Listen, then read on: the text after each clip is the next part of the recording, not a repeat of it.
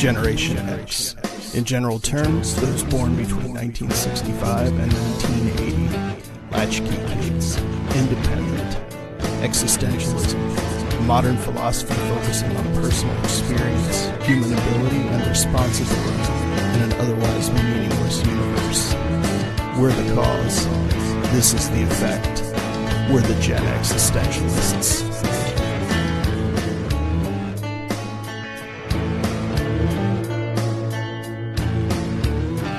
Welcome into another edition of the Gen Existentialists. My name is Scott. I'm Bunny. And we're here for the next little bit talking to you about things from the Gen X perspective. We have Mega Wheel the Magnificent, upon which there are 500 plus topics that we can spin and find. But today, on today's episode, and I'm leaving it up to you, Bunny, we've had a topic sent in that I think could generate a great deal of interesting conversation, especially considering your background. Oh, geez. All right. Do you want to do that, or do you want to spin? We can keep this topic in the background. Nah, hit me with it, brother. Okay. This one was sent in by a listener. Thank you so much. So we can prove that when you do send stuff in, we listen. We pay attention. We're not like those other podcasts that ask for feedback and just ignore you. If you listen, we'll listen. If you listen, if you talk to us, we will listen and we will love you. There's a lot of love on this here show. So the topic is this.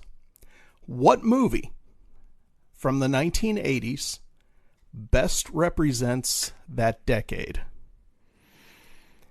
And yeah, it's a big question because you're asking for one movie to represent the 1980s. Yeah, that's tough.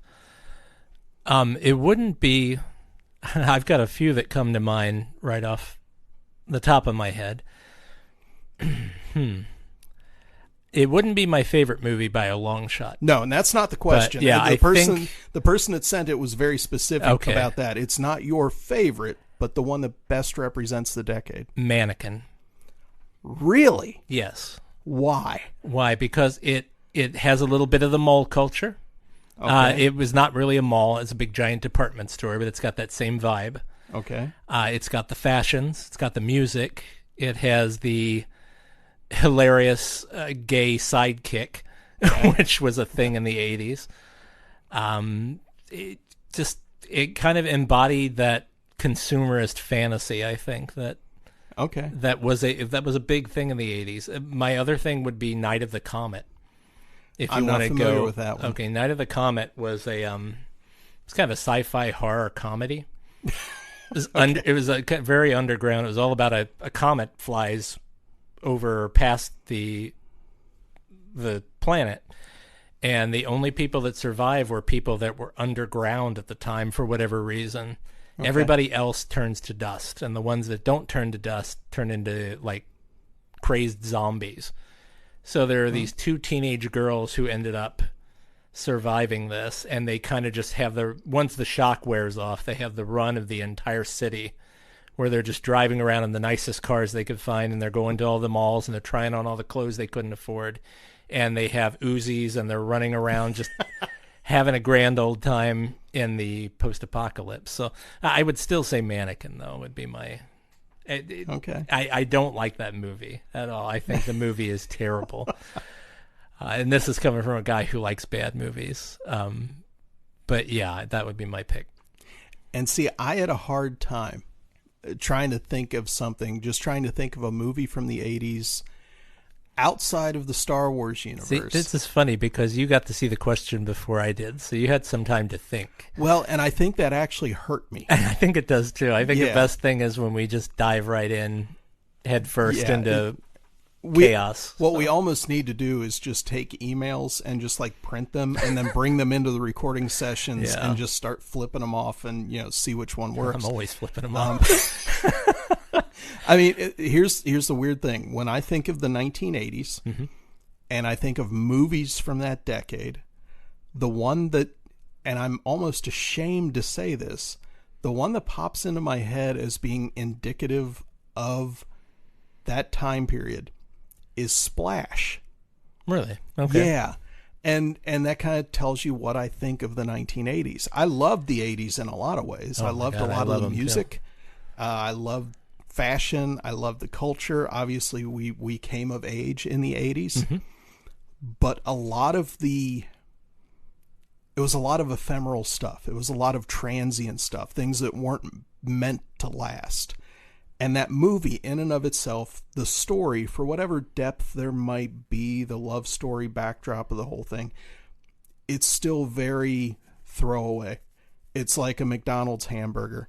It's not going to stick with you. It's there for a passing moment. It was a movie you could take a date to and forget about completely. There were a lot of those in the 80s. Yeah, and that, for some reason, when I got my mind thinking about the decade, mm-hmm. that's the movie that popped into my head. Okay, and as much as I kept trying to attach something else, that's a movie I forget about quite a bit. Exactly. You know, I know I saw it in the 80s, but I don't remember too much about it. Now, the obvious things to say would be things like Breakfast Club. Sure. Or Back to the Future, or the Ghostbusters, or something that was just something that is very indicative of the time. And that's the thing. If it was like favorite movie, mm-hmm. you just name 3 that would be in probably my top 10. Yeah, that's... But are they indicative of... See, the Breakfast Club kind of transcends, because you could set that same story in the 70s or mm-hmm. the 90s or the 2000s, and the fashion's going to change a little bit, but the actual story can be told and retold and retold. Yeah. There's something there for everybody, regardless of your generation. But I think if you want to watch a movie that's just, when you look at it, it's like, wow, that's painfully 80s. That's what I was thinking of when that question came. It's like, wow, this doesn't translate well at all anymore. Right. The fashions are bad. The music is weird. The attitudes are completely different. The social norms are completely different.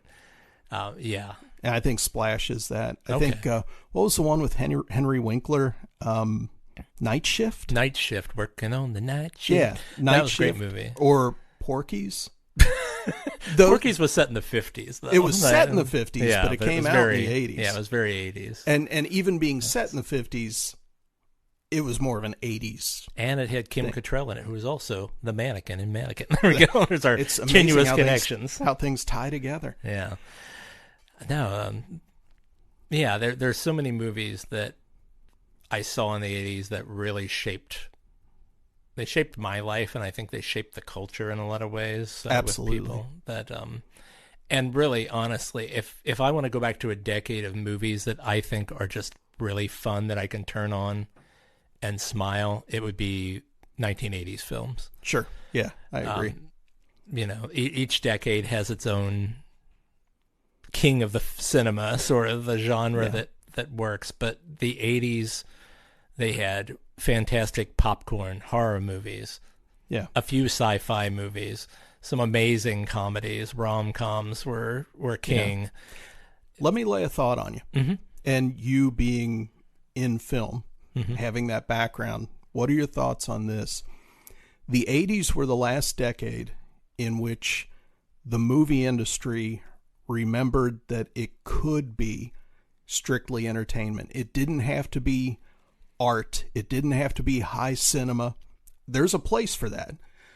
But it seems like from the early 90s on, we've lost a lot of film where it's just a movie to take a date to tell a quick story and get out. I think the 90s are a particularly weird time because you had some very iconic movies in the 90s. I find 90s cinema just lousy, but not as bad as 2000s cinema. Are we dating ourselves here? Yeah, the 90s cinema, it was all about romantic comedies. Yeah. It was all about more SNL style, vehicles for, your Adam Sandlers and your David Schwimmers and your...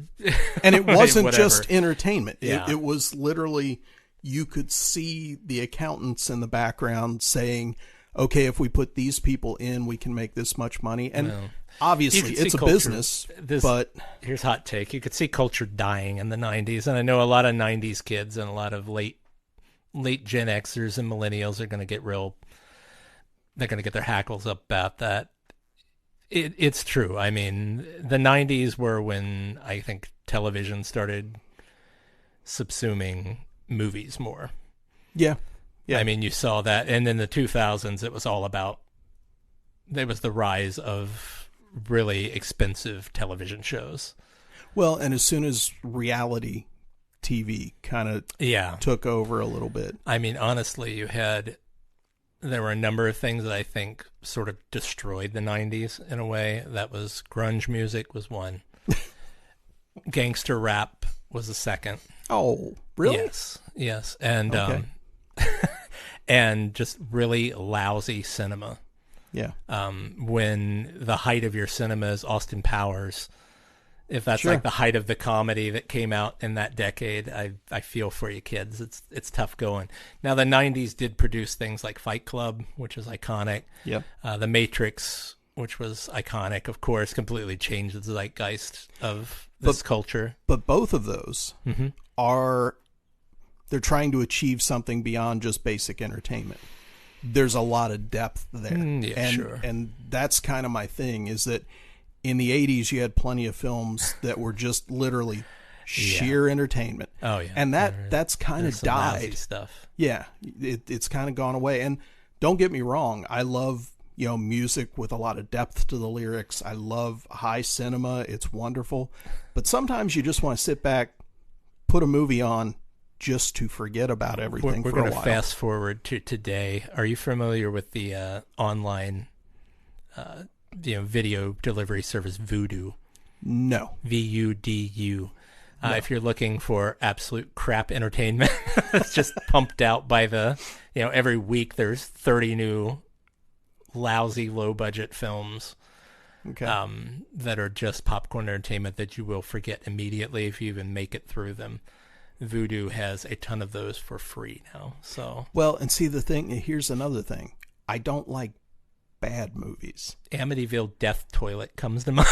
Just one that just showed up.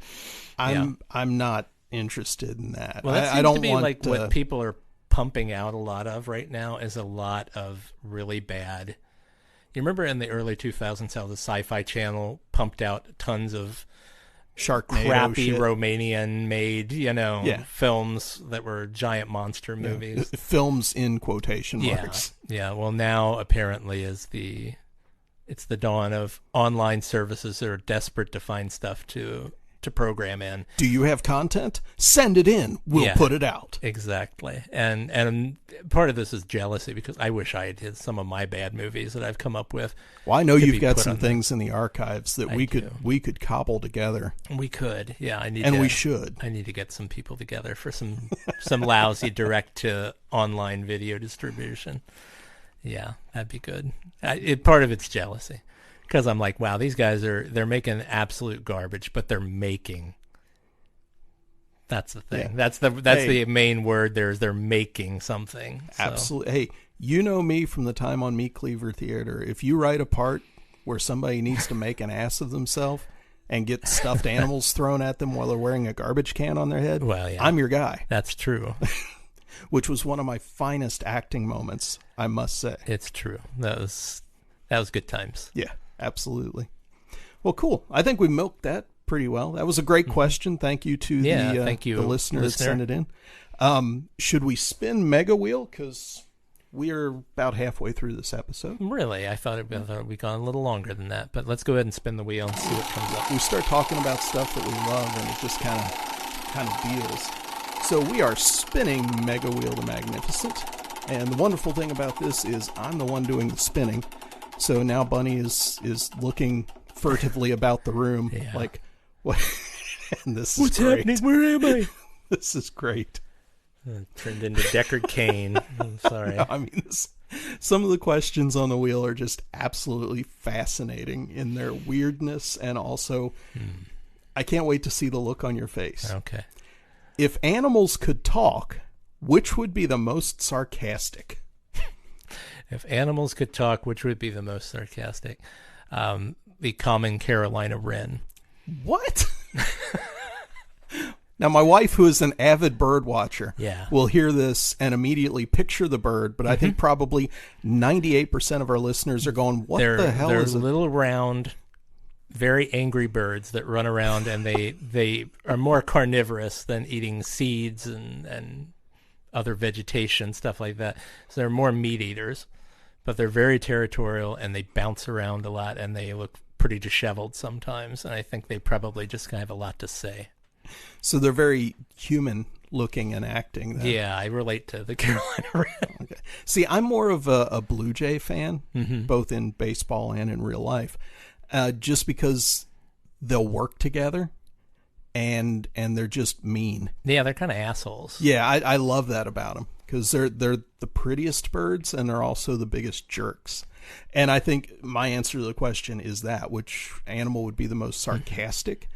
I think it would be blue jays because I picture blue jays having like a really like Northeast, like New Jersey accent and just, sitting on a tree limb looking at everything going on around them. Well, they're like, loud enough. You talking to me? You talking to me? no And then offense to dive bombing people. No offense to our Northeastern friends. No, there's nothing better than that kind of attitude. It's necessary in everyday life. And the thing about that, the wonderful thing about Mega Wheel is sometimes we get topics that will take us the entire show to talk about. Sometimes we get quick ones like that. So we want to give it another spin? Yes. All right. We are spinning the Mega Wheel again. Kind of see what we can get. And actually, Mega Wheel has stopped working. There we go. Now we got a spin going. Maybe we should print all these out and just throw them into a big Santa Claus bag. This is a right to spin state, isn't it? Yeah, sure. Okay, this goes back a little bit to a topic from a couple episodes ago, where we talked about, favorite thing about our careers. What's your least favorite thing about your job? Least favorite thing about my job is probably mind reading. Yeah. Mind reading is something sometimes I get clients, I'm calling you out clients that they're just like, oh well, what I'm like, what I like. Just put something together for me. And then it never actually turns out to be what they like. No, or want. because those jobs that could take an hour and only cost you 1 hour's worth of time end up becoming 4 and 5 hours because we go back for revisions. Yeah. And there was a time when I was dumb when I started this company where I didn't charge for that. I didn't charge for revisions because I considered them as something that was like, oh, I'll never charge for if I make a mistake or if I do something that you're unsatisfied with. I'm never going to charge you, But you have to fix my mistake. Yeah. And then I realized that a lot of this stuff really isn't my mistake. It's right. It's indecision and not really knowing, not having a crystalline vision. And let me tell you, folks out there, if you're ever looking for any sort of creative work that requires, it's not cheap. The stuff that we do is not cheap. Yeah. It's going to cost you a lot more if you don't have sort of a crystalline vision when you come in the door. Yeah. Because, man, those hours add up. So that would be Absolutely. My thing is mind reading. A little bit of planning goes a long way. And I think that's one of my least favorite things about my day job as a safety professional is, when a company will get a new machine or a new line and engineers and production people and accountants and all these different people are in on the planning, purchasing, procuring, setting up, programming the machine, and they don't get the safety and environmental and health people in. So the machine's up, it's ready to go, and then we get involved. And then we go through and point out, okay, that's an in-running nip point. That needs to be guarded. Okay, this is an area with a caught-in hazard. That needs a guard on it. If people are going to be doing this, we're going to have to look at some kind of alternate method because we're dealing with a gap between machine guarding and lockout-tagout. And people are like, that's going to cost a lot of money. Well, yeah, you could have saved that money on the front end if you had invited us to a couple of the meetings and we could have pointed this stuff out before. So I think that kind of goes hand in hand with what you're talking about. A little bit of planning, some preparation goes a long way. Agreed. Yeah. And that pretty much does it for this episode. Knocked out 3 topics. One of them, I think the movie from the 80s, we might have to do that with other decades because it was kind of entertaining. Stick with us. New episodes drop should be every Monday. This has been the Gen Existentialists. My name is Scott. I'm Bunny. And we'll catch you next time. Have a good one.